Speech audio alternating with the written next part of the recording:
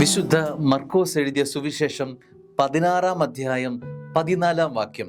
അവൻ 11 പേർ ഭക്ഷണത്തിനിരിക്കുമ്പോൾ അവൻ അവർക്ക് പ്രത്യക്ഷപ്പെട്ടു. ഉയർപ്പിക്കപ്പെട്ടതിന് ശേഷം തന്നെ കണ്ടവരെ വിശ്വസിക്കാത്തത് നിമിത്തം അവരുടെ വിശ്വാസരാഹിത്യത്തെയും ഹൃദയ കാഠിന്യത്തെയും അവൻ കുറ്റപ്പെടുത്തി. ഈ വചനം നമുക്ക് തരുന്ന മനോഹരമായ ഒരു പാഠം ഇതാണ്. കൂടെ ഉണ്ടായിരുന്നവനാണ് ഞാൻ, നിന്റെ ജീവിതത്തിൻ്റെ ഭാഗമായിരുന്നു ഞാൻ. ശിഷ്യ സമൂഹത്തിൻ്റെ ശിഷ്യരുടെ എല്ലാം മനസ്സിലാക്കിയിരുന്ന വ്യക്തിയാണ് യേശു. അവർ പരസ്പരം ആഴമായൊരു ബന്ധമുണ്ടായിരുന്നു. എന്നാൽ പീഡാനുഭവത്തിന് ശേഷം, ഉയർപ്പിക്കപ്പെട്ടതിന് ശേഷം, വീണ്ടും ഇവർക്ക് പ്രത്യക്ഷപ്പെട്ടതിന് ശേഷം യേശു തമ്പുരാൻ ഇവരുടെ വിശ്വാസമില്ലായ്മ, ഇവരുടെ ഹൃദയ കാഠിന്യം കണ്ടിട്ട് അവരെ കുറ്റപ്പെടുത്തുകയാണ്.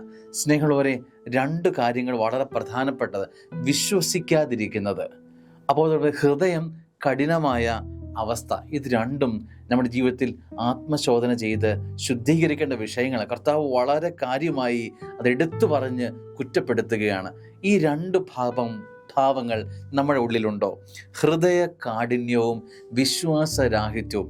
വിശ്വസിക്കാതിരി, കൂടെ ഉണ്ട് ഈശോ, പക്ഷെ എനിക്ക് ഈശോയിൽ വിശ്വാസമില്ല.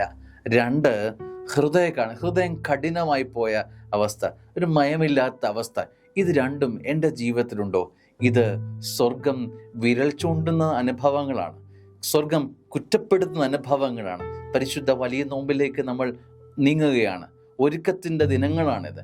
ഈ 2 ഭാവം വിശ്വസിക്കാത്ത ഒരുവനിൽ ദൈവം എങ്ങനെ പ്രവർത്തിക്കും? ഹൃദയം മരവിച്ചു പോയ ഒരുവനിലെ ദൈവം എങ്ങനെ സ്പർശിക്കും? ഈ 2 ഭാവങ്ങളെ ഒന്ന് ശുദ്ധീകരിച്ചാലോ? ദൈവം അനുഗ്രഹിക്കട്ടെ. ആമേൻ.